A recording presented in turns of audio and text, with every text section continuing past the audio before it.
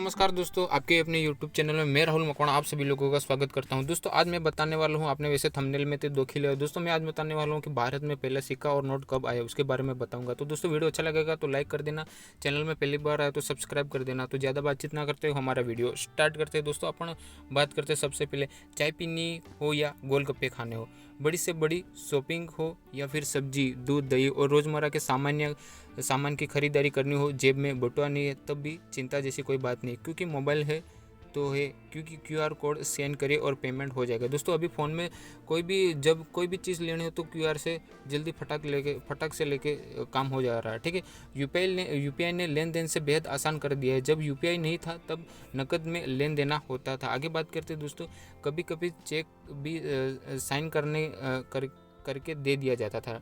यह बात तो सबको पता है, लेकिन क्या आपको पता है कि हमारे देश में पहला सिक्का कब चला और पहला कागज़ का नोट? दोस्तों बात करते हैं हमारे देश में सबसे पहला सिक्का और नोट कब चला, उसके बारे में, कब छपा उसके बारे में अपन बात करते हैं। रिजर्व बैंक ऑफ इंडिया कब बनी, किसने और कब मुद्रा ईजाद की, उससे पहले तक रियासतों में व्यापार कैसे होता था, उसके बारे में अपन बात करते हैं। ठीक है दोस्तों, वीडियो अच्छा लग रहा है तो लाइक कर देना। ठीक है, अगर नहीं पता कोई बात नहीं। ठीक है, आगे आइए हम आपको बताते हैं फ्लाइंग मनी, यानी कि फ्लाइंग मनी से लेकर डिजिटल करेंसी तक का सफ़र। भारतीय मुद्रा यानी इंडियन करेंसी की बात करें तो इसका इतिहास हजारों साल पुराना है। समय के साथ विकास और बदलाव होता आया है। सिक्के से लेकर कागज़ के नोट, यूपीआई और अब डिजिटल करेंसी तक का सफ़र तय कर लिया। आगे बात करते हैं दोस्तों, यूपीआई की शुरुआत तो जैसे कल की बात हो। अगस्त का महीना और साल 2016 ऐलान हुआ कि अब न बैंकों में गैर जरूरी लाइन में लगने की ज़रूरत पड़ेगी और न सपनों को पैसे ट्रांसफ़र करने के लिए घंटों का इंतज़ार करना पड़ेगा। मोबाइल में ऐप डाउनलोड कीजिए और झट से पेमेंट या पैसा ट्रांसफ़र कर दीजिए। रिजर्व बैंक ऑफ इंडिया और इंडियन बैंक एसोसिएशन की निगरानी में national payment corporation of India ने यूपीआई की शुरुआत की थी। दोस्तों आप देख सकते हो यहाँ पे reserve bank of India RBI और इंडियन बैंक एसोसिएशन का निगरानी में national payment corporation of India ने यूपीआई की शुरुआत की थी। देख सकते हो आप यहाँ पे। आगे बात करते हैं, डॉक्टर रघुराम राजन के समय में इस पायलट प्रोजेक्ट के तौर पर दिल्ली, मुंबई, बेंगलोर और भुवनेश्वर में शुरू किया गया था। दोस्तों ये सबसे पहले आप देख सकते हो यहाँ पे दिल्ली, मुंबई, बेंगलोर और भुवनेश्वर में शुरू किया था। अन्य शहरों को बाद में जोड़ा गया।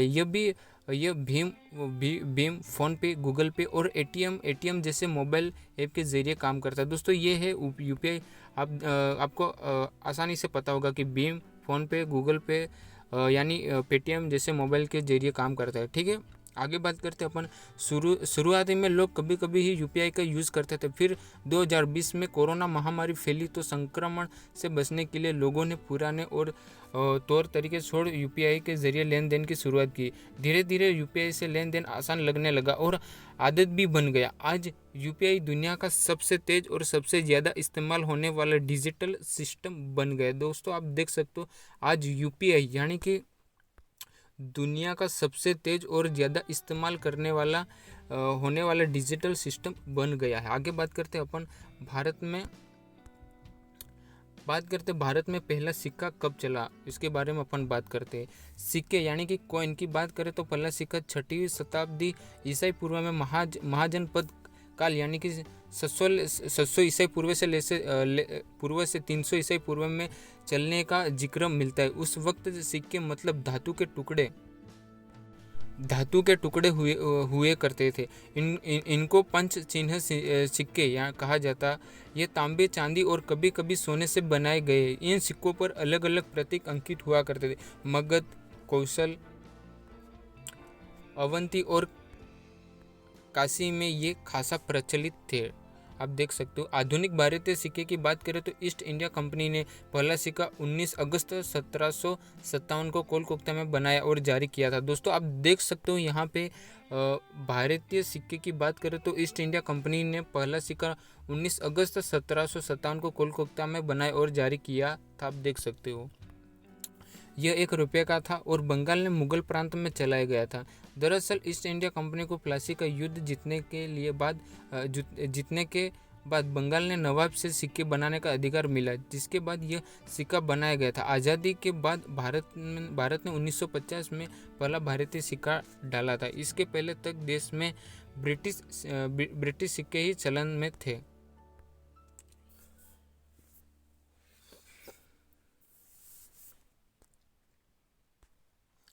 दोस्तों यहाँ बात करें आज़ादी के बाद भारत में 1950 में पहला भारतीय सिक्का डाला था। इसके पहले तो देश में ब्रिटिश सिक्के ही चलन थे। दोस्तों अभी आगे अपन बात करते हैं। यहाँ पे देख सकते हो, यहाँ पे पहला कागज़ का नोट। दोस्तों अभी अपन बात करें कि कागज़ का नोट कब छपा। भारत सरकार ने पहला भारतीय नोट 15 अगस्त 1949 यानी कि 1949 को जारी किया था। नोट पर भारत सरकार लिखा था और अशोक स्तंभ चित्र बना था। इस पर वित्त मंत्रालय के सचिव के हस्ताक्षर थे। तब से लेकर अब तक 1 रुपये का नोट एकमात्र ऐसा भारत सरकार ही जारी करती है और इस पर भारत सरकार लिखा होता है, जबकि बाकी सभी note reserve bank of India की ओर से जारी किए जाते हैं। दोस्तों आप देख सकते हो यहाँ पे। और आगे बात करते हैं। 24 जनवरी 1950 को भारत गणराज्य बना। तो इसी प्रकार आप देख सकते हो। ठीक है, आगे बात करते हैं अपन। 2000 में फिर जारी किया। 2016 में नोटबंदी के दौरान बंद किया। तब से चलन से बाहर ही नोटबंदी के 2000 का नोट जारी किया गया था, जिसे बंद कर दिया गया है। आज़ादी से पहले अंग्रेजों ने जारी किया था पहला नोट। दोस्तों अपना यहाँ पे आप देख सकते हो, बिल्कुल आज़ादी से पहले अंग्रेजों ने जारी किया था पहला नोट। उसकी बात करें, ये तो हुई भारतीय करेंसी की बात, लेकिन अगर इससे पहले की बात की जाए तो 1861 यानी कि 1861 में ब्रिटिश सरकार ने भारतीय मुद्रा अधिनियम 1861 के तहत भारतीय नोट 10 रुपये का था और इस पर रानी विक्टोरिया की तस्वीर बनी थी। दोस्तों आप देख सकते हो, जो 10 रुपये की नोट थी यानी कि उसमें रानी विक्टोरिया की तस्वीर बनी हुई थी। देख सकते हो 10 रुपये के इस नोट को प्रेसिडेंसी बैंक ने जारी किया था। इसके बाद 20, 50, 100 और 1000 रुपये के नोट भी चलन में आए। इन सभी नोटों पर पहले महारानी विक्टोरिया, फिर किंग जॉर्ज पंचम और पश्चिम की तस्वीर हुआ करती थी। दोस्तों आगे बात करें अपन, भारत में इन बैंकों ने छापे नोट। दोस्तों इंडिया में यानी कि भारत में किन बैंकों ने छापे नोट। साल 1770 यानी कि 77 में कलकत्ता के बैंक ऑफ हिंदुस्तान ने भारत की सबसे पहली कागजी मुद्रा जारी की थी।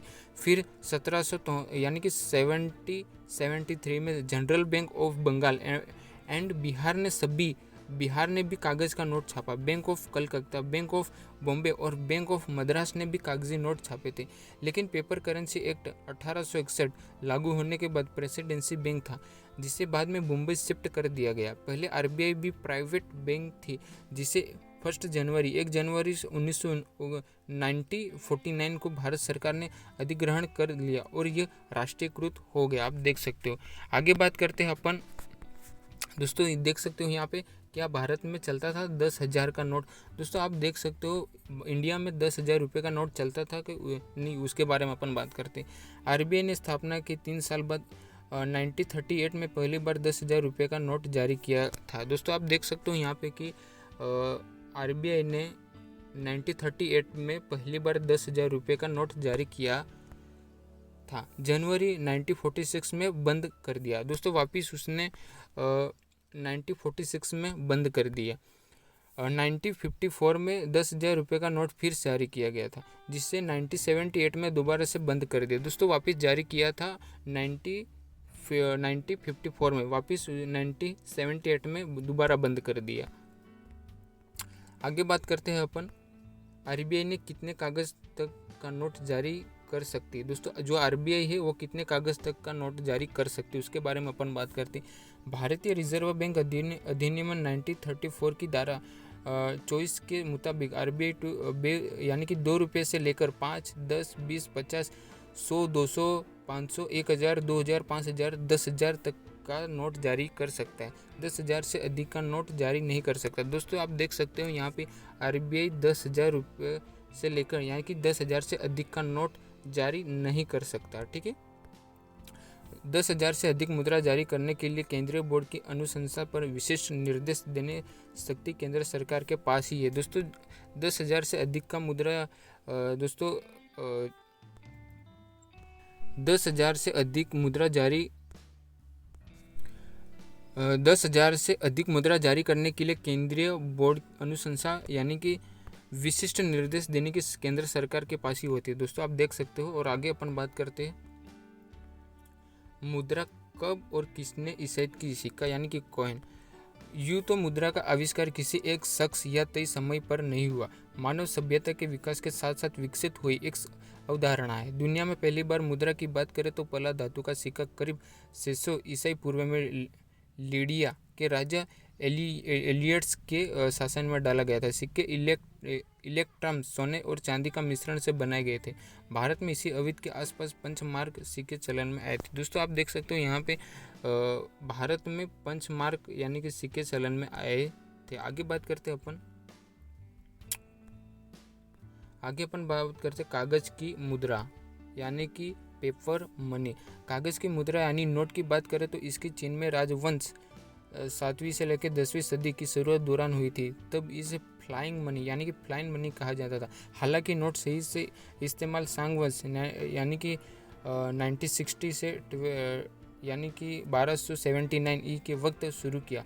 मंगोल साम्राज्य के शासन कुबलई खान ने 13वीं शताब्दी में इस मुद्रा से व्यापार कर इसे और अधिक लोकप्रिय बनाए। फिर 1661 यानी कि 1661 में स्वीडन की एक बैंक प्रॉपर नोट जारी किया था। दोस्तों आप देख सकते हो। अपन आगे बात करते हैं यहाँ पे करेंसी नहीं थी तब कैसे होता था व्यापार। दोस्तों जब करेंसी नहीं होती थी तब कैसे होता था व्यापार, उसके बारे में अपन बात करते हैं।